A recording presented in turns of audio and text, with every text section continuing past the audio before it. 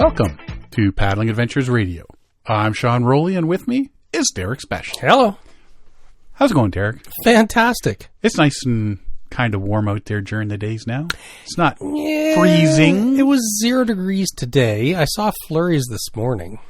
I saw some frost in my window, but I spent the day no gloves, but it no is hat. Spring. It's officially my hood spring. down. It is officially spring. Officially spring. The local rivers are now open and flowing. Did you get down to see it, or you just heard?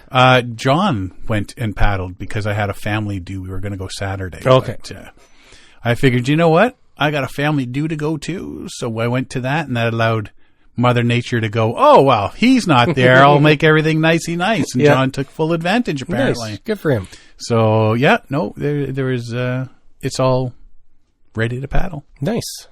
Right on. Hot diggity. What's the flow like? Did he say what the flow was like?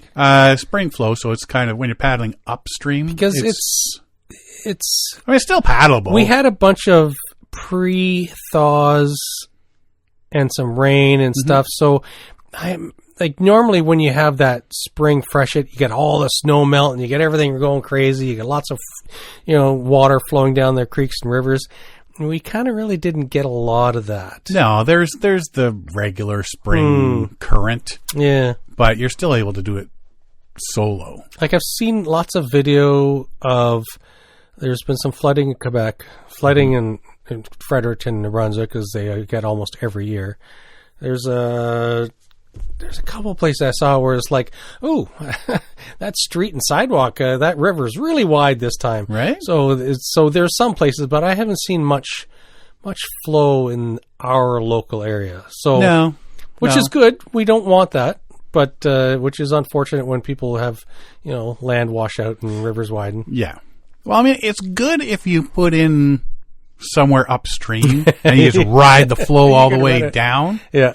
Because there's some days where it's running faster and paddle, and then the person in the bow just sits there with their paddle up, and the guy at the back just sits there and steers.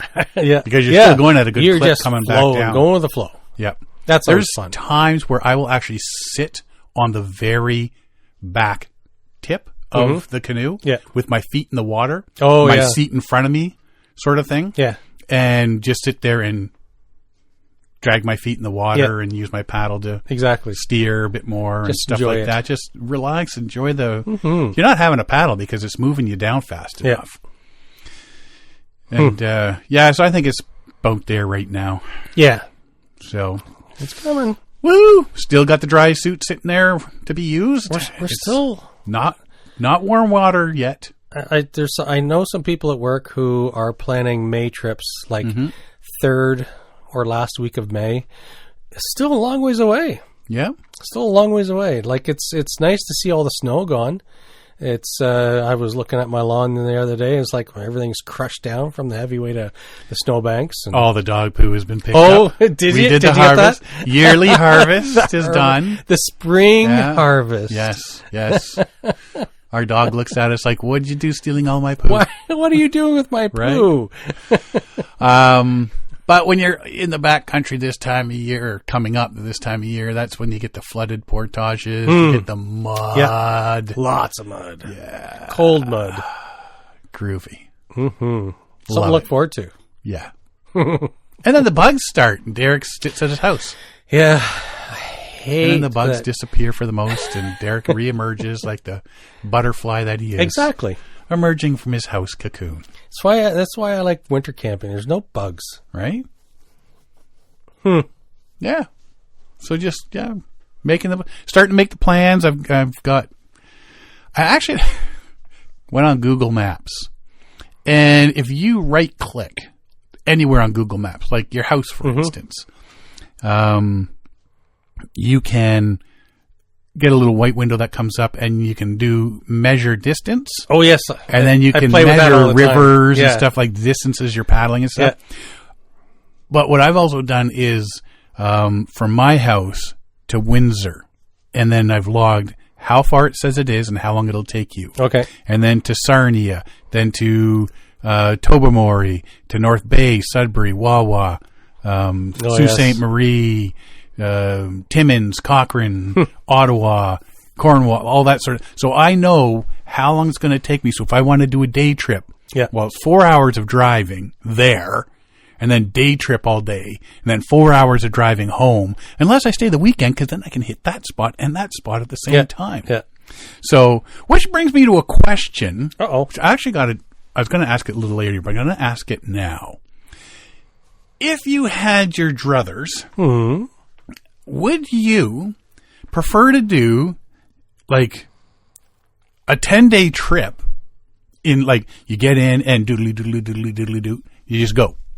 Or would you like to do a 10-day trip where day 1 you're paddling here, then you drive somewhere, you park, day 2 you're paddling there, then you drive somewhere and park, and you're hitting different locations around the province or just over the border, different spots every day. And then at the end, you're like 10 hours from home, and that last day is just a 10-hour drive back I think home. The logistics part of it, like I like getting out and spending the entire time out somewheres. And I think the concept is interesting because you could hit a bunch of places over like a however many day period. You can get in all those little paddles and see a lot of stuff, but the logistics of constantly loading, unloading a car and a bunch of day trips, it's just basically 10 day trips in a row. Farther and farther and farther from home. Yeah, I think as a concept, I like the idea, but I would prefer a 10-day trip where you're just away in the middle of nowhere. You know what the whole multiple day trip, road trip issue for me is? What's that? The having to load up and unload the canoe.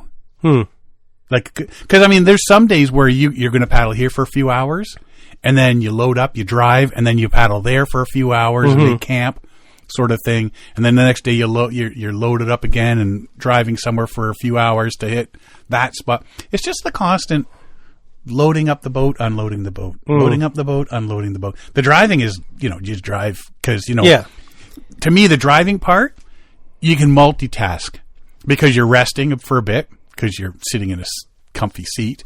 You're eating. So if you're having your breakfast while you're driving, that sort of thing, you're getting to a new spot. And then by the time you get to the new spot, it's just unload your stuff, put your gear in, and you're out for and you don't have to carry a bunch of stuff, extra stuff. If there's a portage, but the only thing there is it's a go in, come out, where you got to do some sort of loop that'll only take you, like 8 hours or something. Dealing with people, not always. Depends where you're going, though. But in the car. And, you're driving down roads and... Yeah. Well, if it's backcountry, too. Yeah, it depends. Right? I guess... You can figure it out, but there's going to be some spots that you want to hit, that... Because, see, that's what we were supposed to do there a couple of years ago, was drive across the states, hitting some of these big major paddling destinations and ending out in Moab and doing some stuff there. Well, see, now that would be interesting because that is hitting places that, like, that'll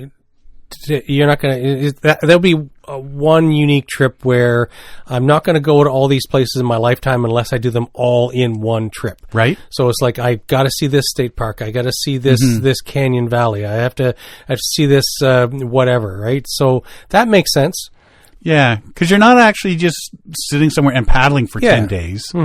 It's a mixture of paddle, drive, repeat. So I guess it would depend on the itinerary of the unique locations to paddle. If it was the right list, a curated list, like if somebody curated and says, this is what we're going to do. We're going to check this location, that location. We're going to hit some really unique parks, some really interesting locations. Then yes, that would be very interesting. Otherwise, it's just one long trip into the backcountry somewhere. Yes. Yeah, both have, like I say, I'm sort of at the point now where it's like there's all these spots I'd love to hit, but it's not like it's places you can really, you want to paddle for, a 10-day trip. Yeah. You know, I want to go see this out on the water, and I want to go see this thing, and I want to go see there's this waterfall. If you park here, you can paddle in for 3 hours, see the waterfall, paddle back, sort of thing. Like that waterfall that Kevin Callan did on the Voyageurs trip. Yeah, he went up to that, hiked up to that waterfall. Yep, on Superior. Yeah, so that would be interesting. So if you could chain together a bunch of things along the Superior coast and do, you know, multi-hour paddles each day, but I guess you'd be camping either campgrounds or stuff each night, or sleep in the bed of your truck, who knows. But yeah, it would be very interesting. It would be like our 5 Great Lakes in a day. That was interesting. But definitely interesting. More than 5 places and more than 1 day. Yep. I think there's benefits to both. Yeah. And I'm starting to... My initial reaction was, no way, I'm not going to spend all 10 days in a car and with them paddling in between. But if it was the right curated list of locations. Yeah. And if you get up early, because nothing says you have to wait till sunup to start driving. No, yeah. Like if you get up at 3 a.m. and just hit the road, and then hit the road, you're eating while you're driving, and you're on the water by sunrise. It's like, I want to see sunrise on this lake. I want to. In the Twin Cities, or like Sault Ste. Marie and whatever, I want to be on the edge of Superior and looking at the sunrise as it comes up. Right. When we did the 5 Great Lakes, it was that location. I thought, you know what, the water was smooth and calm. You could see the Point Huron. Yeah. Yeah. It was the lighthouse. Sunlight sunrise would be great here. Right? Yeah, I'm sort of tossed up between them now, because now I'm looking at these different trips thinking, if I go here, I can go all, 10 days out in the middle of nowhere, see nobody, But if I take those same 10 days, I can hit here and then hit here. And a lot of these places are only a couple hours away from each other. So I could cover.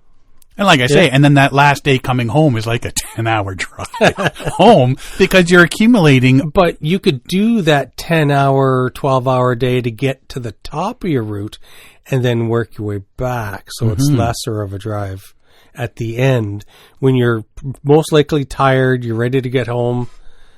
That does sound appealing. Right? These are the things I think about when I'm trying to avoid doing my job. Yeah. Exactly. So on to other things here. Anyway, I'll tell you later in the show here where that idea came up. One of our listeners from England, Dave, thank you for this one.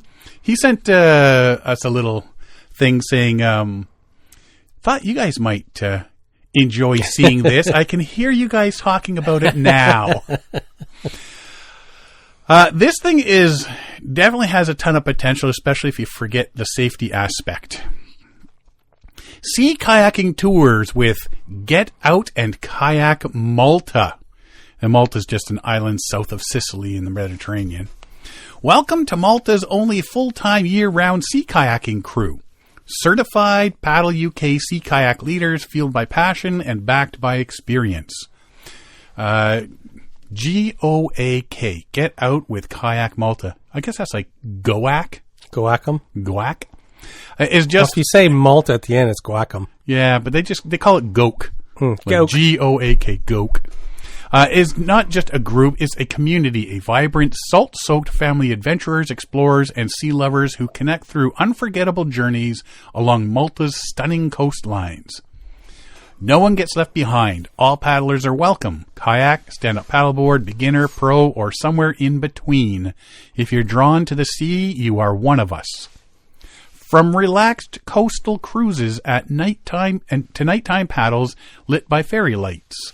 From huge meetups to record-breaking challenges.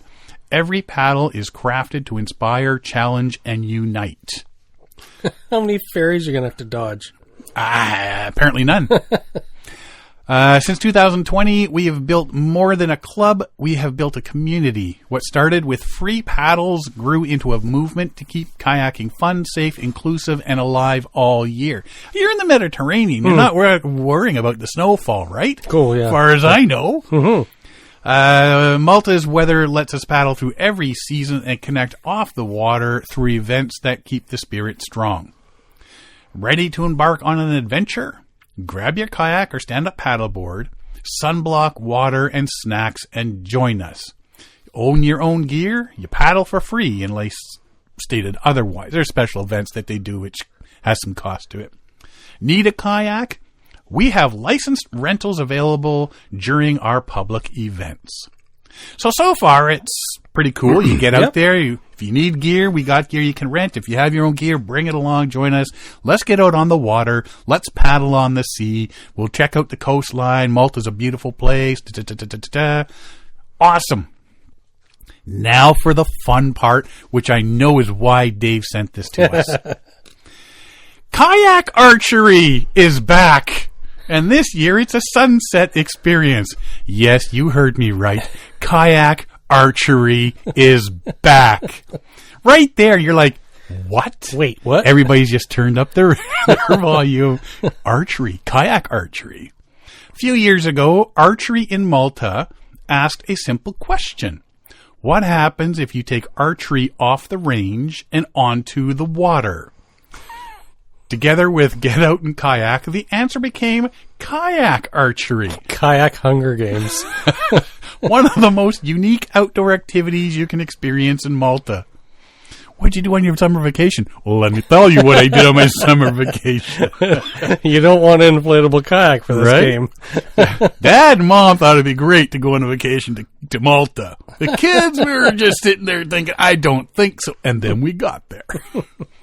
Not shooting beside the sea, not from a dock, actual archery from kayaks. Balancing on the water, drawing the bow, finding your focus while the kayak drifts beneath you. Boing! It's challenging, it's hilarious at times, and it's experience people talk about long after it's over. So, sir, how did you get that arrow through your arm? What do you mean you can't attend the kayak paddling fest next month? Well, there's this injury I received on vacation. New for 2026, following last year's feedback, more sessions and sunset events. Because nothing says safety like shooting a bow and arrow at night from a kayak. That means archery on the water as the sun drops towards the horizon. Easily one of the most spectacular ways to experience this activity. What makes it special? Kayak archery pushes you in ways a normal range never will. Dodge and weave!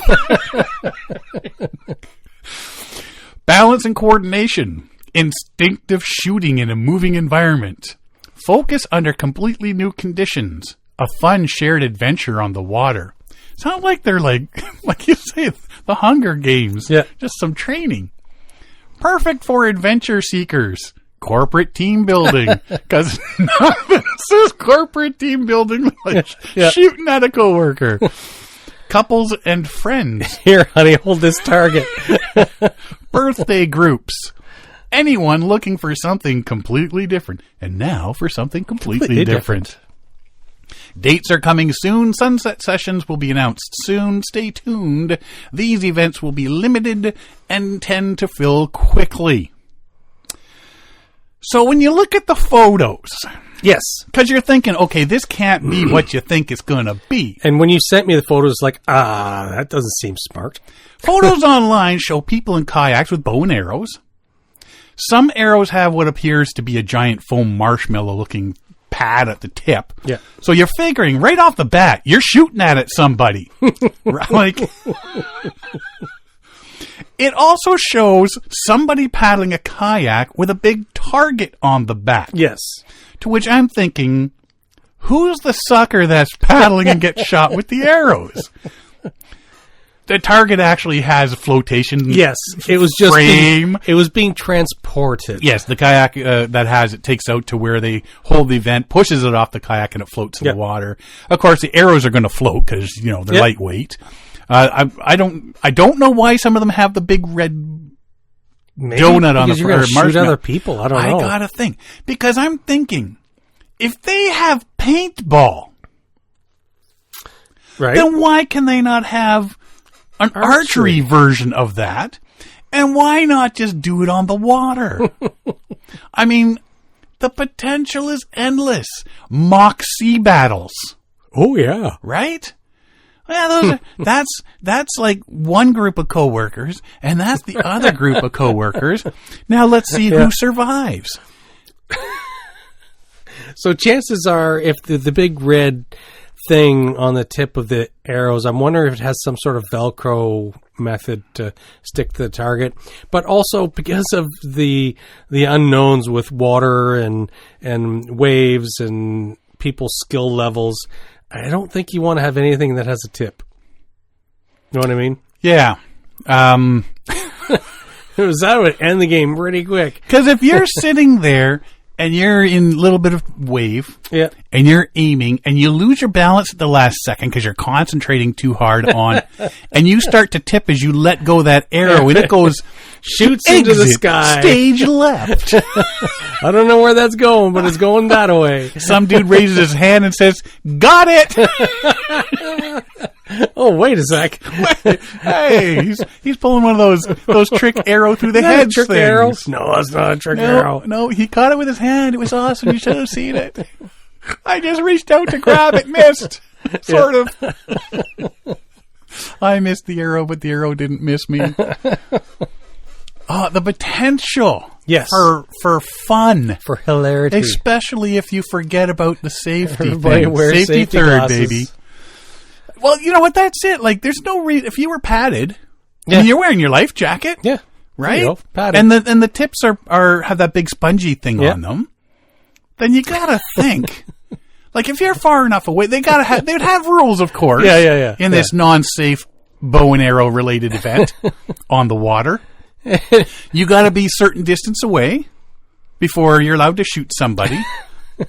Or you have your line here and your line there, and if you've just got to hit their boat or them or something like that, then they're counted out. Explosive tips. Oh, don't go crazy now. You're just teasing.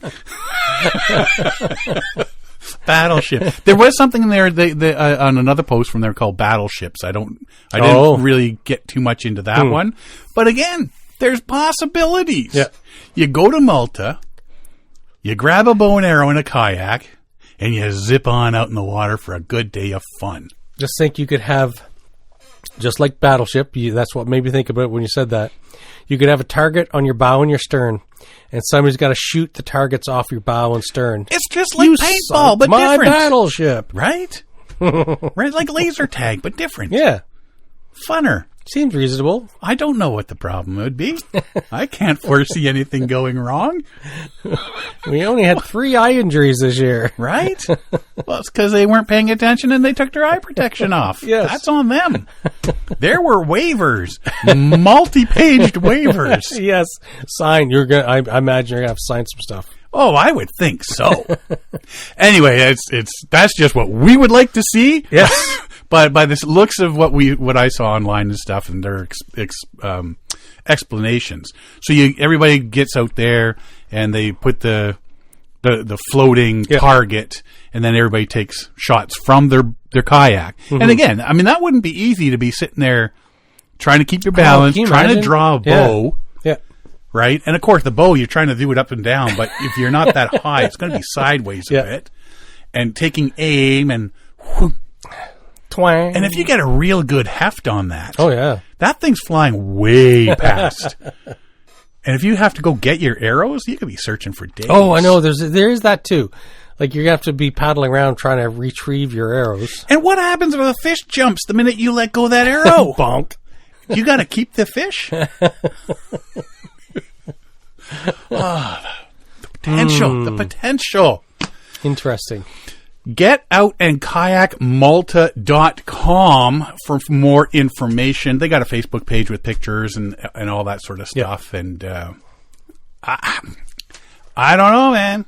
It sounds great. It sounds like a lot of fun. Archery in Malta is the other place if you just want to, if you don't want to do it in the water, they have a lot of stuff you can do online with archery. But get out and kayak Malta.com. More info on that. And if anybody does it, I want to see pictures. Oh, yeah. I want to and I want to see pictures that shouldn't have been taken. Like, you weren't supposed to turn around and shoot your buddy, but you did anyway. I want to see those pictures. Cause we have things in common at that point. Lock and paddle. Oh, yes. Okay, this is where I came up with that question about the long trips or not. So we got an email back saying, stay tuned because the dates for Peterborough and Ottawa are coming. We have dates for everything now? Yes. Excellent. So they updated the Parks Canada site with dates for Lock and Paddle in Peterborough and Ottawa. Usually they try to coincide with the date with Canada Parks Day in July, which is celebrated the third Saturday of the month, this year being July 18th. We already know that Lock and Paddle in Montreal was slated for July 11th, which we thought was kind of odd, maybe a typo. Well, they just posted the dates for Peterborough and Ottawa, and July 11th in Montreal. Lachine was not a typo. It is happening then. Mm-hmm. So you could... Peterborough is Saturday, July 18th, Canada Parks Day. Ottawa, August 15th. August 15th. So you figure you'd have the choice of all three on one day, or... You could make all of them. You could. Or they would do like the 4th, 11th, and 18th, or 11th, 18th, and 25th. That sort of thing. And yeah, you could hit all of them. Which really sucks that all three of them are, not sure why there's three different dates. Not sure why Ottawa is in August. Now, I was hoping, because like I say, this is where my brain started clicking into possible trips for this summer. I was hoping, after seeing Montreal, Lachine was going to be the 11th, that maybe Ottawa would be the 11th. Because then I'm thinking, if I had somebody drop me off in Kingston on July 1st, Canada Day, you could paddle. I could paddle the Rideau Canal all the way with a plan of paddling into Hartwell Locks. Is that Hartwell? Yeah, I don't know the name of the locks. Yeah, it's Hartwell Lock, I'm pretty sure. Yeah. Paddling into the lock while the event is on. So I would paddle in with all my gear, canoe loaded up and all that sort of stuff in the lock while they're doing the lock and paddle, which would be perfect. And then after the event, I would continue on and finish the last few locks ending downtown Ottawa and the Ottawa River. Yep. Right? But because they're not doing it till the 15th, I don't have that Canada Day extra holiday day in there. And I don't have to take 2 extra days to make it like that extra long trip. So this does not work out. So that sucks. Looking at this whole thing, I've paddled the Trent Severn Canal system. I would have paddled the Rideau Canal system.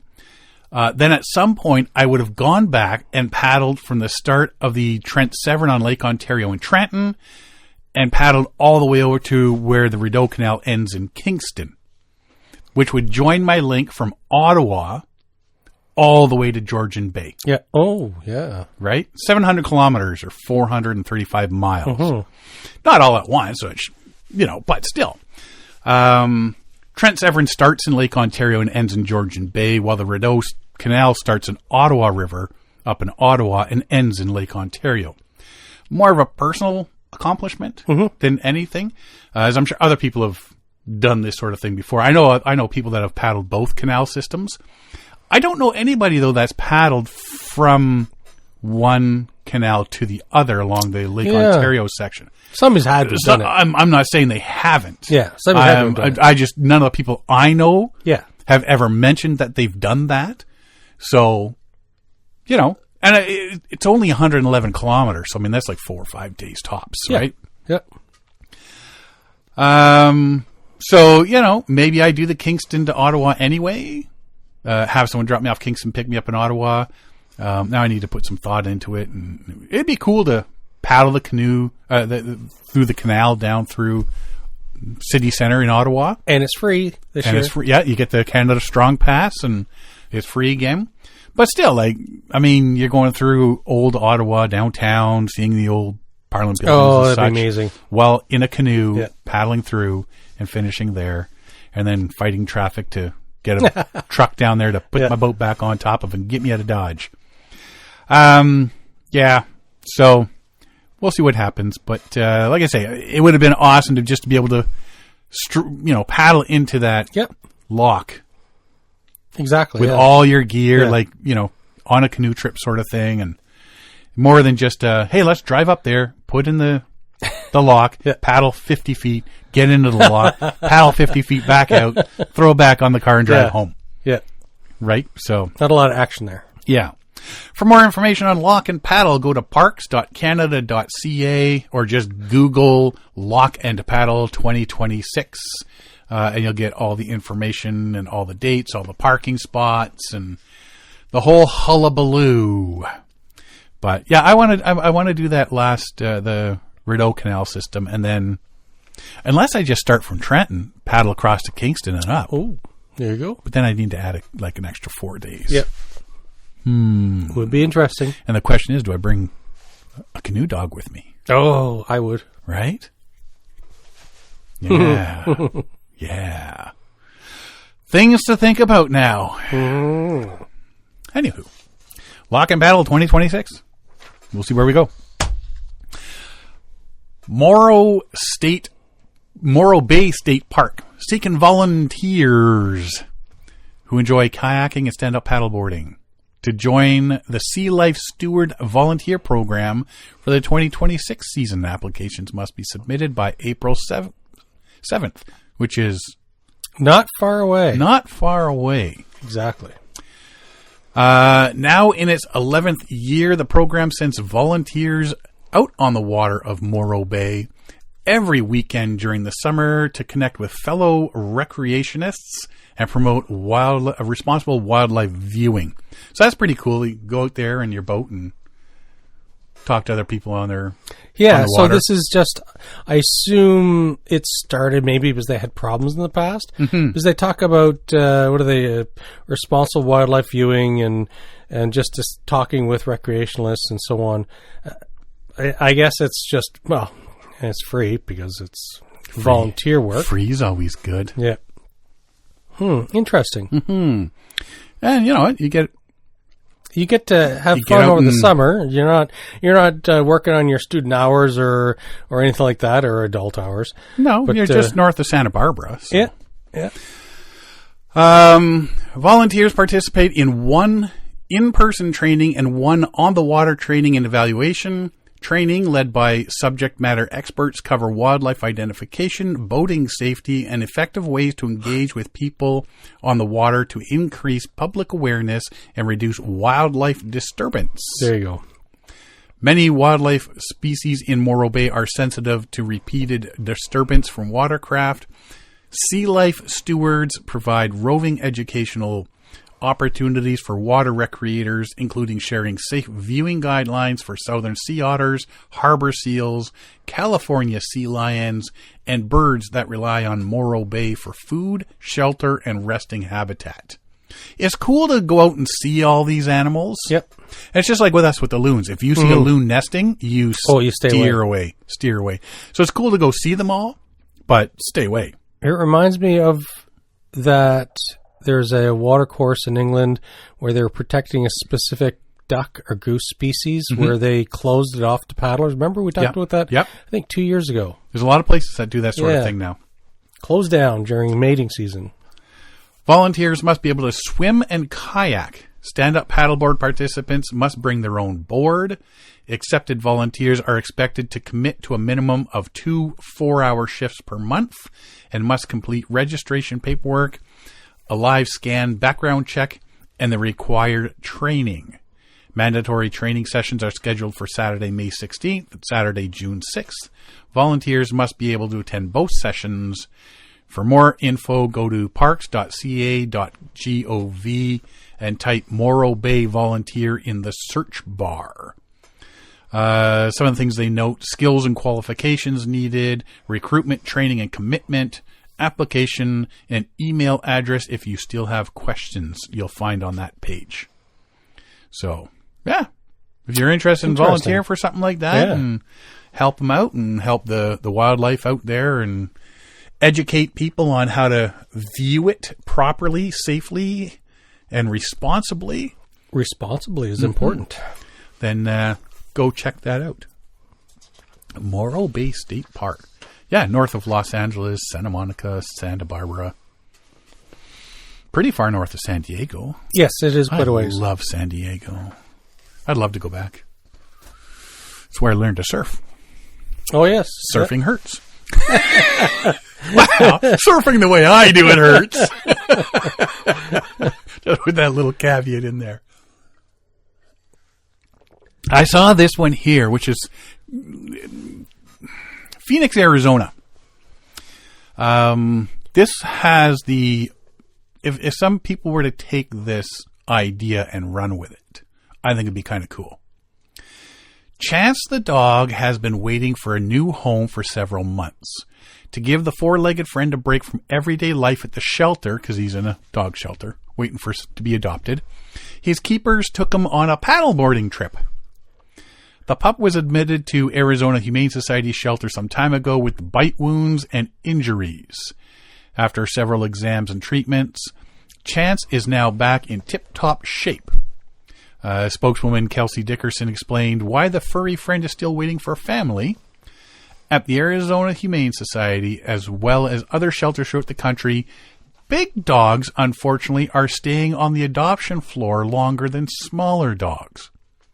I don't understand that. Well, if you want a small dog, get a cat. Some people are dog people, but they just can't handle a larger dog.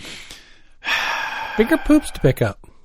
And bigger shovels for sale at Home Depot. Yeah, I've always been a bigger dog fan. Yeah. One of the biggest hurdles to adopting the dog is the massive prejudice against his breed. He's a pit bull, unfortunately. But Chance is anything but threatening. Among other things, Chance enchants the staff with his absolutely adorable personality. Sounds like you, Derek. I have an adorable personality. To escape the bleak walls of the shelter, the caretakers thought of something very special. You've been at the shelter for 90 plus days, so the staff takes you paddleboarding. That's a good idea. Right? After two members of the team arrived at the water with Chance, the four-legged friend could hardly believe his luck. Despite some initial difficulties, Chance turned out to be a real paddle pro. Good for him. By the time we were out of the water, he was calm, balanced, and seemed to really enjoy his experience, the shelter employee explained. It was really great to watch his confidence grow, and he handled the adventure incredibly well. Chance was able to get away from the hustle and bustle of shelter life for a few hours alongside his keepers. I hope that him getting to touch his paws in water for the first time, seeing the mountains of Arizona, seeing the fish swim in the water was as great an experience for him as it was for us, another worker added. Through the Facebook post, the Arizona Humane Society team hopes to find a new owner for the four-legged friend very soon. Excellent. Which brings me the idea. Now, when we were at the Hamilton Expo last year, yes, there was the, and it's totally skipping. I just had it in my brain where I got the scarves and the leashes. The leashes and all that. Tiny Horse? I can't remember. Tiny Horse. Is that what it was? They were there selling the leashes, and I got Athena one that I could use around my waist while we're portaging. Yes. Yep.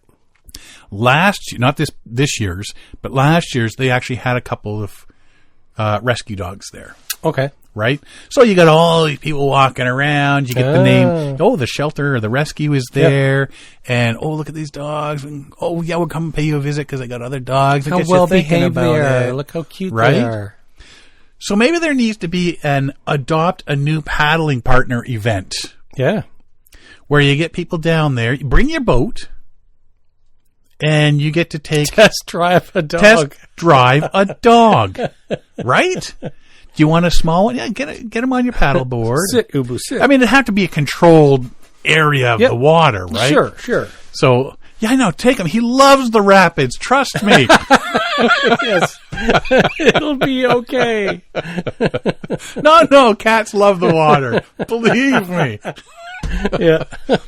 But no, you get out there, it gets the dogs out. Yeah. It gets them. It's an exciting day for them. You know, you can see, oh, look, there's these dogs here. They love the boat. So I'm going to, got a new paddling partner. Mm-hmm. You could do these kind of events everywhere. They could. Right? It gets you intermingling with adoptive dogs. Mm-hmm. That are outdoorsy type. Yes. Just like you would be. Right? So yeah, I saw this thing and I'm thinking, that's pretty cool. Or even some group that lets you go paddling once a week or something like that. Yeah. Hook up with a local rescue and say, bring your dogs. That's a really fantastic idea. Right? Bring your dogs down. We go paddling on Saturday morning. Bring some of your dogs. We'll take them out for a couple of hours. You go have a McDonald's breakfast or whatever, or Tim Hortons or whatever. Come back in a couple of hours, and you take the dog back to the rescue. They get out on the water. They get a little... right? Yeah. Survive and thrive. I think that'd be cool. That would be cool. Yeah. You heard it here first. If it starts to happen all across the world, you heard it here first. My dog would be jealous if I had other dogs. No, you know what? She probably wouldn't be jealous. She'd probably be trying to play in the boat. And we would go over. How was it? Great up until we added a second dog. Yeah. Uh-oh. Yeah, They're chasing each other around the canoe. I'll take that Great Dane over there. Will he fit on my paddleboard? Will he sit on the deck of my kayak? He sits right. He's got good manners. He'll just sit still. Yeah. He'll just sit still. No trust problem. me. He'll stand on a paddleboard. Take 2 Great Danes. Trust me, you'll love it. And while else failed, you just put an arm over each one, and they just pull you back to shore. Yeah, it's cool that they come up with little ideas like that and do this little get you out for a paddle sort of thing. This one here. How much stuff do we have left? We have a whole bunch of stuff left. We do. A couple of things anyway. Anyway, I'm talking about this one. Tourism landscape in northern Shropshire is being significantly improved in this as a strategic partnership between Shropshire Council, Visit Shropshire, and Ellesmere Town Council resulted in the installation of a new recreational anchor at the historic Mere Cottage. The site, which occupies a prestigious position on the Mere's shoreline, that's a big lake there, and there's also the river, has been officially designated as the Paddle Bros' new operational base. Development is timed to coincide with the Easter weekend, providing a new impetus for both local residents and international visitors to interact with the country's natural assets. The addition of high-quality water sports facilities is seen as a critical step towards diversifying the regional visitor offering. Using a council-owned asset such as Mere Cottage strengthens the infrastructure for outdoor adventure, ensuring that the natural beauty of the glacial Mere is accessible through structured professional guidance. So take stuff that's already there, add a couple of things, and boom. Just like making one of those fancy old historic buildings a visitor center, right? Magnitude of the tourism sector within the county cannot be overstated, with annual visitor numbers now exceeding 10 million individuals. And this is right on the border with Wales. Okay. The influx of tourism is responsible for a financial contribution estimated at approximately £910 million per year. I think the pound is almost double the dollar. I can't remember. So no, it's not double. Not double. 1.56 or something. Is it? So 1.5. So still like 1.5 billion. Per year to the local economy. Furthermore, employment is provided for more than 9,000 people through both direct roles in hospitality and indirect positions within the broader supply chain.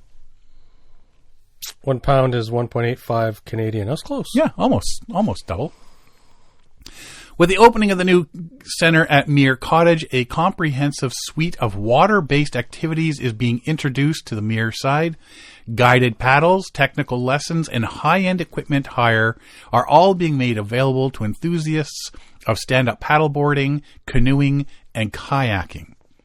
Location of the cottage on the shores of the Mere is considered a prime vantage point for those wishing to explore the water in a safe and structured environment. The presence.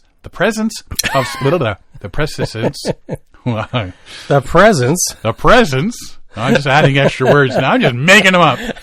That's a new word.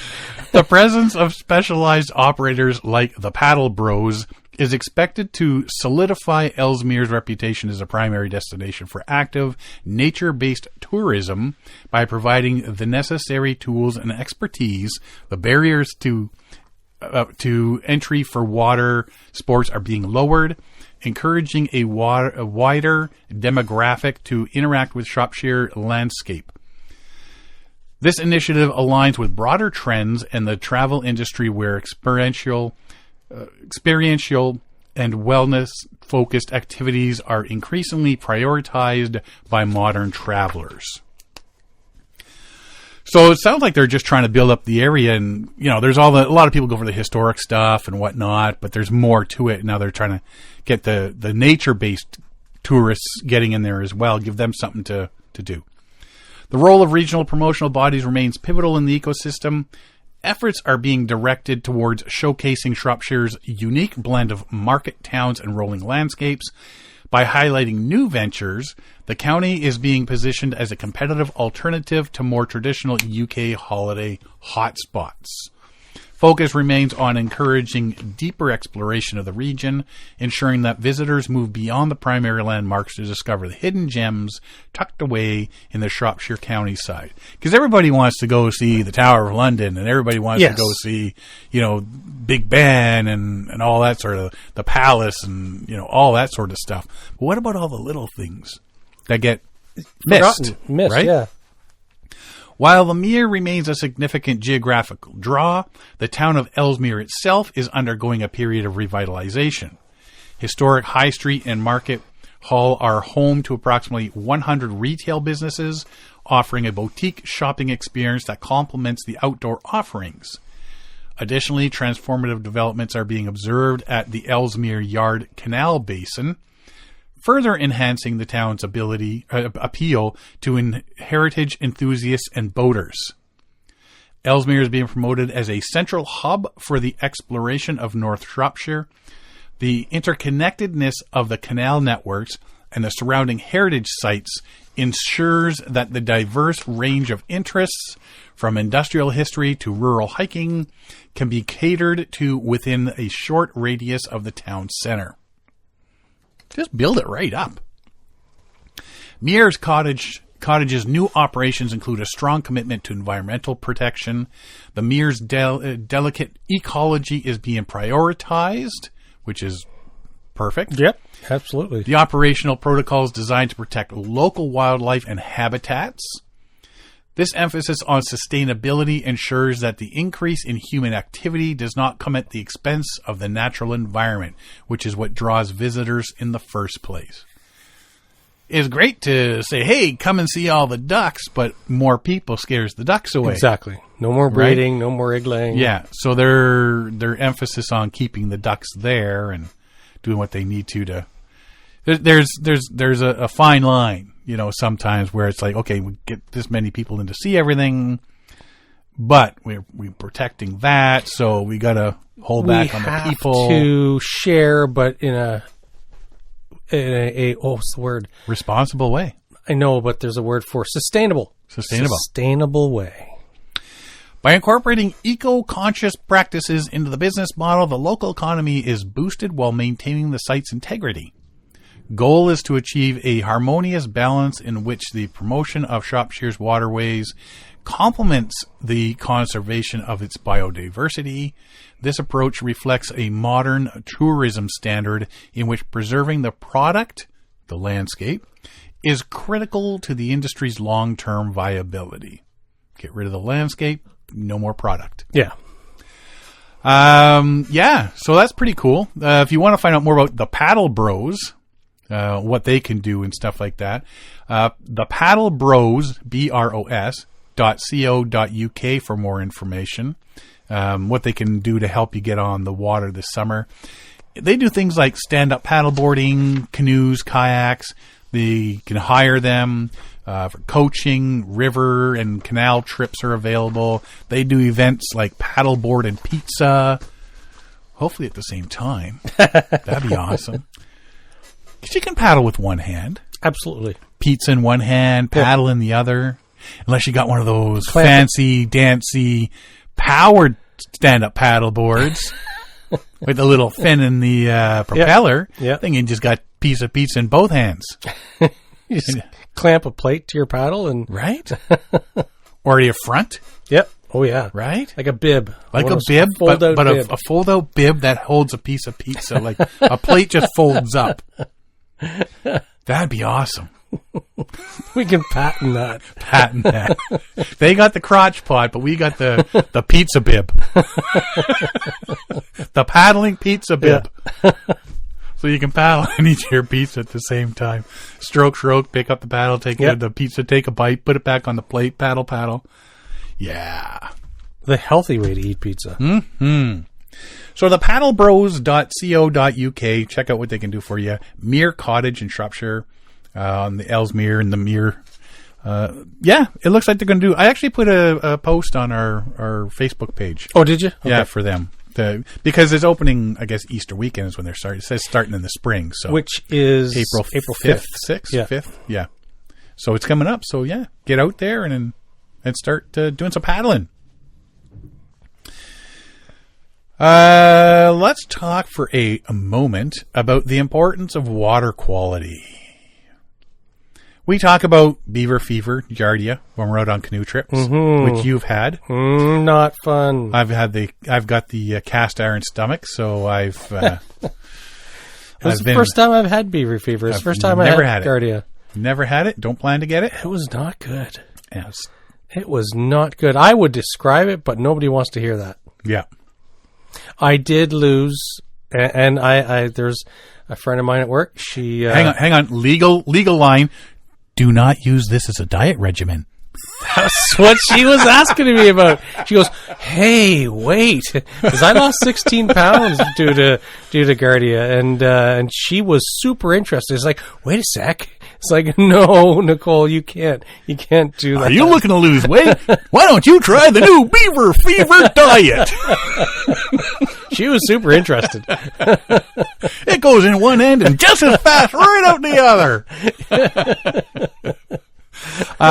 You can get that from drinking untreated and untested water in the wilderness, especially if you're close to beaver lodges and stuff or swampy areas. And it's not necessarily drinking the water. Like one thing, the way I figure I got it was we were canoeing.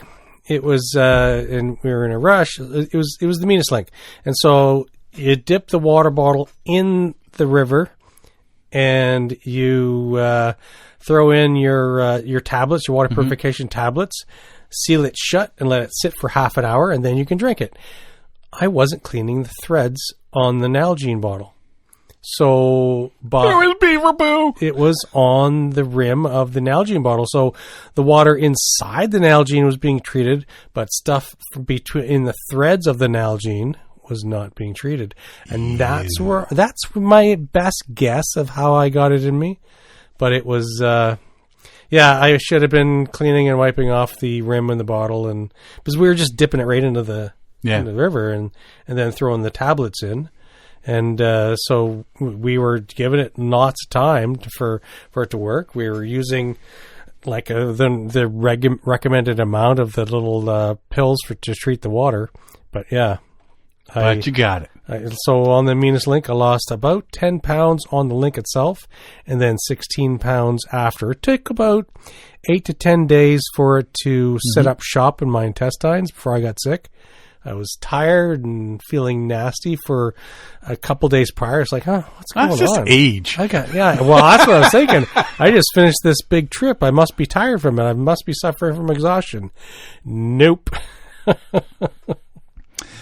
So we talk about that all the time, about getting that, especially on trips. What if you have tested water that's supposed to be clean and you catch something?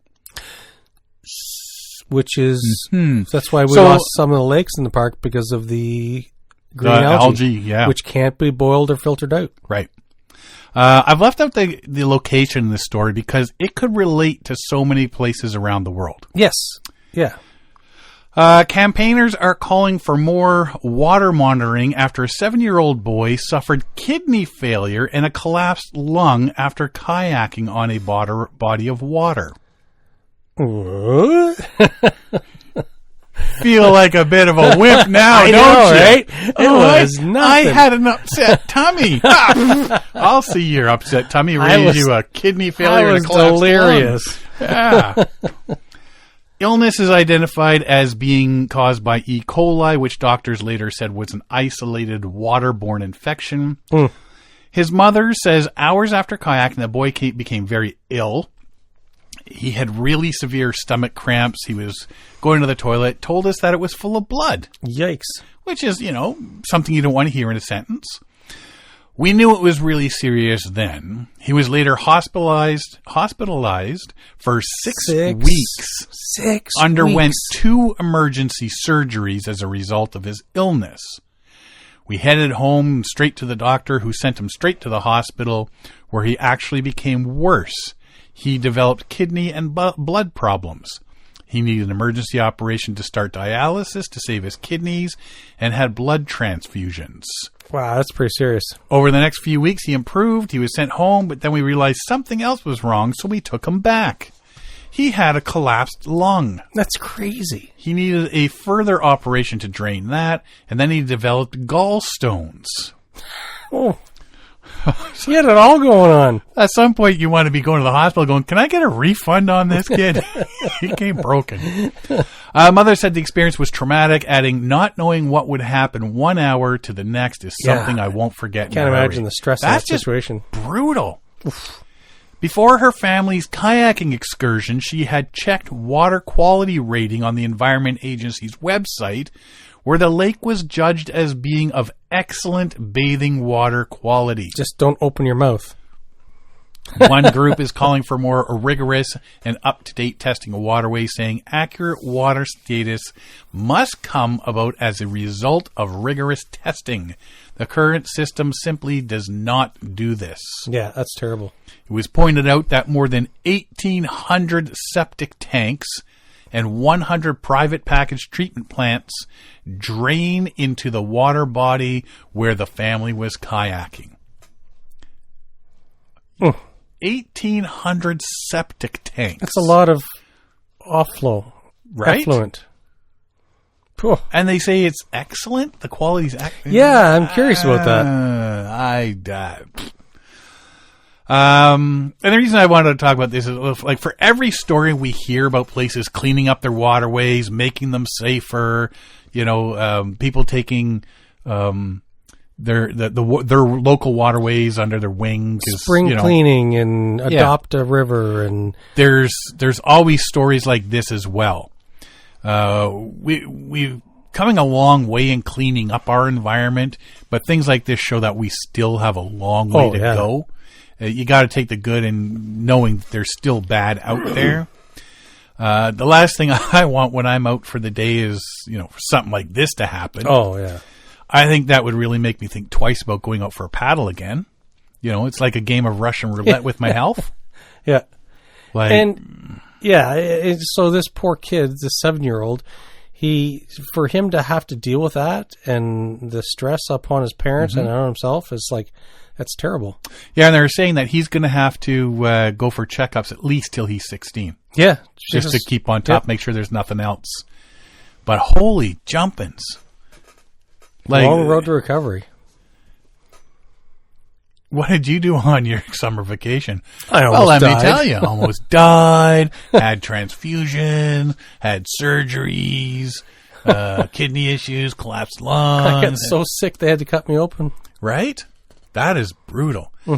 So all we can do is keep on it. These environmental people saying, hey, let's clean this stuff up. And we come a long way, but we still have a long way to go. True story. And now Derek feels like a schmuck complaining about having diarrhea. Poor kid, man. Hopefully that's the end of it for him. Outdoor shows. Only a few left. The season's coming to a close. Right? Outdoor Adventure Show Montreal is the only one left. That's March 28th and 29th. OutdoorAdventureShow.ca for more information about that one. Ottawa Outdoor and Adventure Travel Show, April 25th and 26th. That one seems so far away. Nepean, Ontario, at the Nepean Sportsplex, free admission and parking. Outdoor gear, equipment, and paddlecraft. AdventureOttawa.ca for more info. I've been that one a couple of times. There's enough people that go through the 2 days. I would figure there'd be more people, but it's growing. Yes, slowly but surely. It is. And again, the Lock and Paddle, Lachine Canal in Montreal, Saturday, July 11th. Peterborough Lift Lock on Saturday, July 18th. And Hartswell Lock in Ottawa on Saturday, August 15th. Parks.canada.ca for more information on all 3 locations. If you've never been to any of them, I'd say definitely get to them. If you haven't been to the Peterborough Lift Lock one, that's the best one to go to. Yeah, but being that's 3 different weekends, you can do all 3 of them. There you go. I want the Lift Lock to bring back the night paddle. That would be nice. That was a cool one. Yeah, that was really cool. People light up their boats and canoes, kayaks, all lit up with stuff. We had light up rubber ducks all over ours and the whole deal. Mm-hmm. That's all I got. You got anything else? I have committed by buying. Oh, you should be committed. Airline tickets. My tickets are bought, so I'm going to be joining Mike Nichols and his brother Rex and somebody named Craig on doing the Bowron canoe loop. Woohoo! So I'm going to the Rocky Mountains to go canoeing. It was just like scuba diving. So I found out about that. The scuba diving. I saw you shared me a few things. I shared that thing. Apparently, Lake Minnewanka, there's actually a town down there. Yes. Like 100 feet down. A reservoir for drinking water they created. Mm-hmm. So there's actually stuff to see. There is scuba diving destinations in the mountains. Wait a minute. Yeah. Which is just like Cornwall, Ontario. They've when the Saunders Dam was created, they flooded a large portion of the St. Lawrence Seaway there, and there's like 3 towns and a bunch of buildings and other stuff that's underwater.